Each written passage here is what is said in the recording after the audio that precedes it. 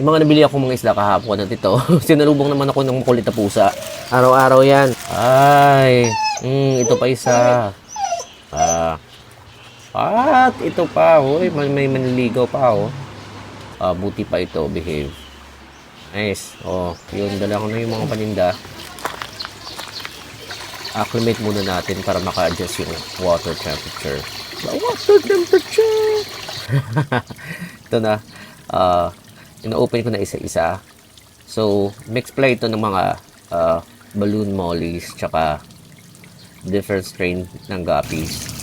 So, para sa aesthetics lang. So, we don't have any plans feeding it naman. So, it's best na we find or naglalagay tayo ng mga reed or snails na medyo colorful at maganda tingnan pag nasa top view.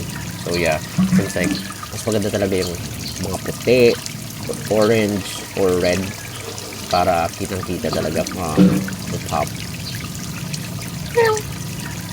Ano nga, dami kasi I think mga almost 100 ata.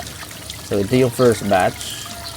So last one, guppy, albino full red. So ayun na nga, dito na this morning.